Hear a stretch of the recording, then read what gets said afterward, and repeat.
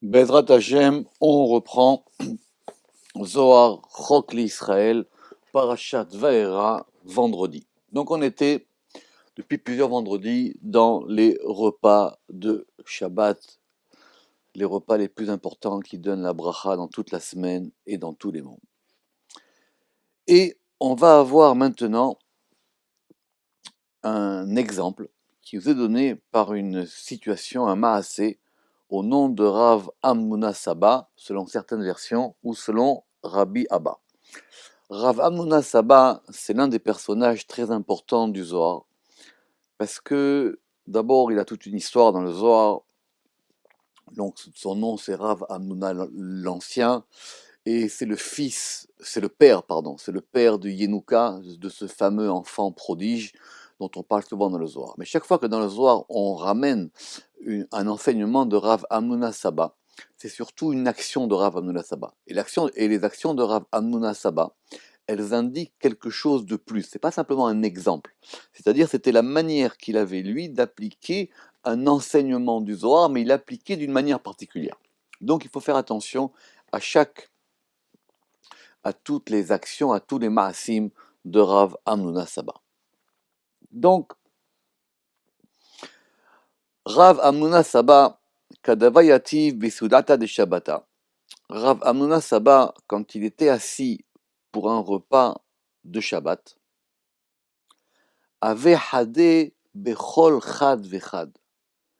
Il se réjouissait pour chacun d'entre eux. Ça veut dire, contrairement à ce qu'on a dit avant, où dans chaque repas de Shabbat, il y a les 3 degrés ensemble, ici, le fait que lui, à chaque repas de Shabbat, il avait une joie particulière, ça veut dire, d'après le Ramak, que chacun de ces repas représentait un degré particulier qui n'inclut pas les autres degrés. Donc il avait la possibilité, pas de, de penser, mais de voir dans chaque repas de Shabbat, parce que Rav Amnuna Saba, c'est quelqu'un qui avait de grandes visions dans le Zohar, de voir dans chaque repas de Shabbat qu'est-ce qui se passait. Et il voyait la particularité de ce repas. Ve'ava Amar, et il disait ainsi, Dahi Seudata Kadisha de Atika Kadisha Setima de Chola. Et il disait, voici, ceci est le repas saint de Atika Kadisha, de l'ancien saint Setima de Chola, enfoui de tout. On va prendre notre temps, parce que chaque mot du Zohar, évidemment, est un monde, et chaque enseignement de Rav Amnuna Saba aussi en particulier. Donc, Rav Amnuna Saba, il est à table Shabbat, et il dit, voici ceci. Donc, il désigne le repas, donc il est à table, et il dit, ceci est le repas saint. Chaque repas de Shabbat, c'est un repas kadosh. Il y a la sainteté sur la table de Shabbat et sur les aliments de Shabbat. C'est très important de comprendre que Shabbat, la sainteté, elle va être même dans les choses matérielles. Donc il dit ceci est un repas saint, et c'est le repas saint de Atika Kadisha, de l'ancien saint, donc cette figure dont on a parlé dans le Zohar. Et cet ancien saint, il est Setima Dechola, il est enfoui de tout. Très bien. Question, de quel repas s'agit-il? Donc on a vu qu'il y avait une discussion dans le Zohar entre savoir quel était le degré de chacun des repas de Shabbat. D'après le Ramak, il s'agit du repas du vendredi soir. Et ce repas du vendredi soir, d'après Rav Amnuna Saba, il correspond à ce degré de l'ancien saint qui s'appelle, la couronne qui s'appelle Keter.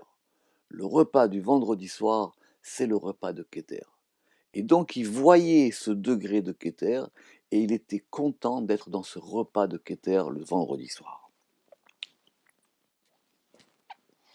Beseudata achara ava amar. Et pour un autre repas, il disait Da'i seudata de kucha berechu. Ceci est le repas du Saint béni soit-il. De quel repas s'agit-il? D'après le Ramak, l'ordre ici serait un ordre chronologique. Et il s'agirait du repas du Shabbat midi, du samedi matin. Et ce repas n'est rien d'autre que le repas du Saint béni soit-il. C'est le repas de Koucha Berechou. Le repas du vendredi soir, c'est le repas de Keter, de Atika Kadisha, qui est un degré plus haut. Le repas du Shabbat matin, c'est le repas de Koucha Berechou, qui correspondrait à Tiferet et que d'autres certains ont attribué ce repas à étant celui du samedi après-midi. Donc ça, effectivement, il faut bien étudier ces kavanotes-là, à savoir comment est-ce que le Zohar donne diverses opinions concernant les repas de Shabbat. Vechen bechuleu seudate. Et de même pour tous les repas. Ve'avahade bechol chad vechad. Et il se réjouissait dans chacun de ses repas. Alors, du coup, vu qu'ici on passe à une proposition générale, et de même pour tous les repas, vechen bechuleu seudate, on a l'impression qu'il nous manque un repas. Et donc c'est difficile à comprendre un peu ce passage du Zohar. Le Rama qui dit que ça correspond maintenant au troisième repas, mais simplement on n'a pas désigné ce repas. Mais en tout cas, on a ici un enseignement, que je répète, soit de Rav Hamnuna Saba selon certaines versions, soit de Rabbi Abba selon d'autres, où effectivement il y avait des gens qui étaient capables de percevoir le degré de ce repas. C'est un truc, c'est pas un élément théorique. On va dire, alors ce repas il est là, ce repas il est là. C'est savoir que, pourquoi est-ce qu'on le dit? Parce qu'il y avait des gens qui étaient capables de le voir et de le sentir, de sentir la sainteté de ce repas de Shabbat. Kad ava ashlim seudate. On revient donc toujours, d'après Rav Hamnuna Saba ou Rabbi Abba, quand il terminait les repas, donc à la fin du repas, Amar, il disait, Ashlimu seudate de menuta, il disait, les repas de la Emouna, de la fidélité, sont accomplis. Alors, il y a un maasé de Rav Hamnuna Saba qui ressemble à ça à propos de la manière dont on invite les Ushpizin, dont on invite les hôtes lors des 7 jours de la fête de Sukkot. Et là-bas aussi, il y a quelque chose à dire. Parce que le Zohar, il a dit que quand il terminait les repas, il disait Amar. Le Matok Midvash, il mentionne et il ramène, et c'est ramené aussi par d'autres Mefarshim, qu'il faut le dire, qu'il faut les nommer. Il faut nommer ce repas. Et dans les Kavanot, on va voir après, d'après l'avis de Rabbi Shimon Bar Yochai, il faut aussi nommer chacun de ces repas. Avant de commencer le repas, normalement on dit ça après le Kiddush, pour le Shabbat, pour le repas du vendredi soir et le repas du Shabbat midi, parce qu'il y a un Kiddush pour les deux. Mais on dit ça aussi après ou avant le Motzi de la Seuda Shelishit, du troisième repas. On doit nommer ce repas. Et il disait, pourquoi est-ce qu'il faut le faire? Parce qu'il faut le penser et le dire afin que les 3 degrés qui sont la pensée, donc je pense que c'est ce repas-là, la parole, je le dis, et l'action, je vais faire ce repas. Je vais manger à cette table et je vais profiter de ce repas-là. Et quand il avait terminé les repas, il disait Ashlimu seudate de memenuta, nous avons accompli ou ont été accomplis les repas de la Emouna. Parce que les 3 repas, en accomplissant les 3 repas, on a accompli la croyance parfaite. La croyance parfaite, réfléchissez à cette idée. C'est pas évidemment que la croyance, la fidélité, c'est être fidèle à Dieu, c'est être fidèle à ses enseignements. La Emouna parfaite, ce sont les 3 repas de Shabbat. Celui qui prend sur lui de faire ces 3 repas de Shabbat, le Zohar dit qu'on a accompli la Emouna, on a accompli la fidélité parfaite. Alors on va prendre maintenant un exemple de Rabbi Shimon Bar Yochai. Rabbi Shimon, kadavate les Sudata. Rabbi Shimon, quand il venait pour un repas, ça veut dire c'est avant le repas. Ava Amarachi, il disait ainsi. Ça veut dire que Rabbi Shimon aussi, il disait, il nommait le repas, mais il n'avait pas la même version que Rav Hanouna Saba ou Rabbi Abba, selon les deux versions dont on vient de parler. Ava Amarachi, Atkinu Seudate de Memenuta Ila, préparer les repas de la Emouna, de la fidélité supérieure. Alors, c'est quoi la différence, si on est précis? C'est que d'après Rabbi Shimon, il le disait avant. Rav Hanouna Saba, ce qu'il a dit à propos de la Emouna, c'était après. Et il disait, avant de se mettre à table, avant que préparer, ça veut dire installer les repas, donc c'était pour chacun des repas de Shabbat, les repas de la Memenuta, de la fidélité supérieure. Atkinu seudata de Malka, préparer le repas du roi. Parce que d'après Rabbi Shimon Bar Yochai, ce que ramène le Ramak, les trois repas, ils sont inclus dans le degré du roi. Ce sont tous les repas du roi.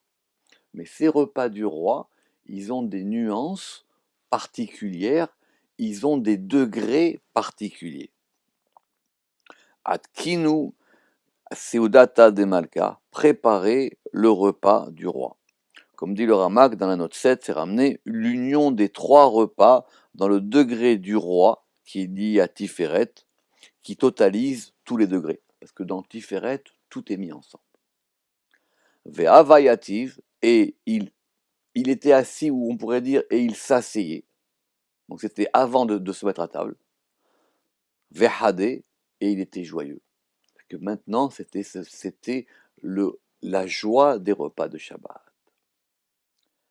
Kadashlim seudata tlita. Et quand il terminait le troisième repas, donc celui de la Seuda Shlishit, à vous, Machrize Ale, on proclamait sur lui. Ça veut dire quoi? Il y avait une voix qui sortait. Il y avait une voix qui sortait et qui disait un verset. Imaginez. À la fin du troisième repas de Shabbat, à la fin du Shabbat, quand il avait accompli ces trois repas de Shabbat, il y avait une voix du ciel qui sortait et qui proclamait un verset. C'est quoi ce verset? C'est le verset dont on a parlé, qui indique les degrés des trois repas de Shabbat dans Isaïe 58, 14. Az titanag al Adonai, vekavticha al bamote aretz, ve'achalaticha nachalat Yaakov avicha. Alors, tu te délecteras al Hachem, au-dessus, sur Hachem, Fi'ir kafticha, et je te ferai chevaucher, al bamote aretz, sur les hauteurs de la terre, ve'achalaticha nachalat Yaakov avicha, et je te ferai manger l'héritage de Jacob, ton père. Et on avait vu, si vous en souvenez, et on le verra ensuite dans le Zohar, quand on découpe ce verset, on va avoir trois groupes qui vont correspondre à chacun de ces trois repas. C'est ce que dit le Ramak, que d'après l'avis de Rabbi Shimon Bar Yochai, ce verset y comporte le degré des trois repas de Shabbat. Shabbat Shalom.